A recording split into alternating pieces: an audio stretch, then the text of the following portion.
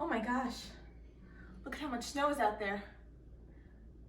I better leave now so I can go teach my 7th graders before it gets worse. Oh God, there's so much snow in my car. Too much, too much to take off. I'm gonna have to walk. I'm gonna be the man who's coming home with you. But I would walk 500 miles and I would walk 500 more just to be the man who walks 1,000 miles to fall down at your door.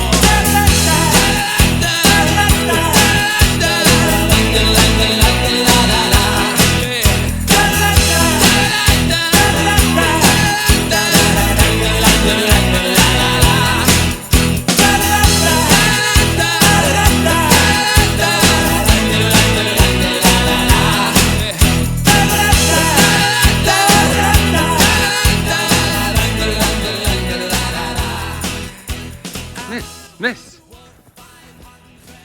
are you okay? I'm a teacher. I'm trying to get to my students. They need me. They need to learn about art. Wait, but don't you teach them virtually? That's right. See you in 5.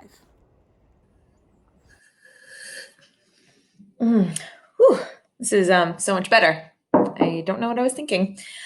Boys and girls, today we are going to be working on our next project, which is great because it's going to take us today and then Monday and Tuesday to complete. So it's perfect. It takes us right into the holiday break. We are going to be making and talking about, there we go, foreground, middle ground, and background. Now, if that doesn't sound interesting to you, I mean, after that video I just gave you, you're going to give me at least 5 minutes of your time to hear why this is so interesting. This type of stuff, foreground, middle ground, and background, is what makes our pictures really pop and look cool. So I'm going to take you through how to make this really cool accordion type picture, right? Doesn't it looks cool? Come on, believe me, I know what I'm talking about. And we're going to do it one step, one day at a time. Okay, so today we're going to be working on our foreground. Tomorrow we're going to be, not tomorrow, just kidding. Monday, we're going to be working on our middle ground. And then finally, Tuesday, we're going to work on our background. All that I ask is that you do not rush and you take this step by step with me. So whatever I ask you to do today, you do today and you do not move on. Real quick, I'm going to show you how I did this in a time lapse and I'll be right back. But I would walk 500 miles and I would walk 500 more just to be the man who walked 1,000 miles to fall down at your door. When I'm walking, yes, I know I'm gonna be the man who's working hard for you. So that is how I did that one really fast. Today we are working on our foreground and it's just going to be this little flap here. So I want you to think to yourself, what do you want your foreground to be? I want you to do a couple of sketches first, a couple of sketches before you do this for real.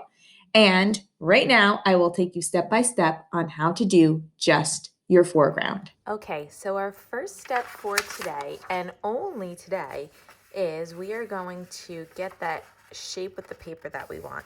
So I took a regular printer paper, 8.5 by 11, and I'm going to very slowly, because this part's really important, try to make this even.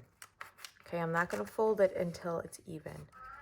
So that looks nice and even, and so now I'm going to fold it. Just like that. Okay, so once this is folded, you could open it up, look at it. Today we're going to be dealing with our foreground. What is the front part of our picture? And when we do this, we can really start to make our picture look like it has depth, okay? So for our foreground, we're going to do something right in the front.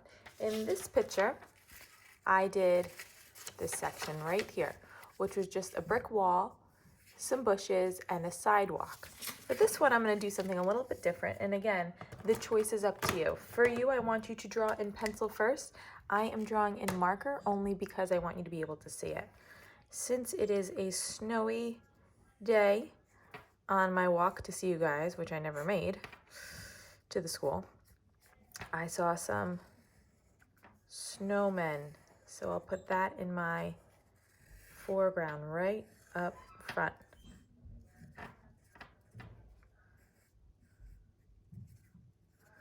This little guy right there, okay? And we could do his arms. And then what I'm gonna do is I'm gonna have some piles of snow behind him, just like that. And I'm actually gonna do, yep, that's that. Do we need anything else in the snow? I don't know, maybe, if we're talking about that same brick wall that I did in the other one, maybe I will put that brick wall in behind my snowman as my foreground. And now I'm going to color it in. All right, you guys are allowed to color yours in however you'd like. I just was showing a cool little marker technique on this particular one, and I'll do it again in case you were interested. You could also do it with crayon or color it however you'd like. I am going to take a blue and kind of just outline my snowman here, just on the side, and then some. That's it for the snow, okay? Because snow is white and it's just gonna have this blue highlight. I'm gonna go back with a black and I will color in his hat a little bit more, right? I will add bricks to my stone wall. I want you to take your time with your foreground today because that's all we're doing. In 3 parts, take your time with your foreground. And now finally, I think I had a gray marker in here somewhere. Yep, here it is. Now I will pick one side and just do a little, I call these color accents. Look how cool it looks though, right? Look at that. And finally, what you're gonna do is cut it out.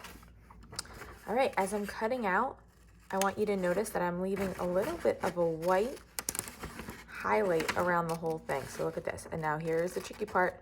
I'll get to the end where I folded it, and then I'm going to cut it all the way up. So I have this flap here. You see that? Then for my next one, it's gonna fold over right here, just like that. And my next drawing is going to be here. Get it? But today, all we're doing is our foreground, and that is it. Guys, listen, before she comes back, don't forget to mark is done. Don't forget, or she's gonna flip out. Okay, so it was me talking. You knew that the snowman wasn't talking, but guys, you can do this. You watched the video that I'm sure you enjoyed. You did your foreground, and now all you have to do is press that boop, mark is done button, and you are done for today. Have a great weekend, and I will see you on Monday when we're going to talk about middle ground. Super exciting. Did I convince you? Okay, good. Bye.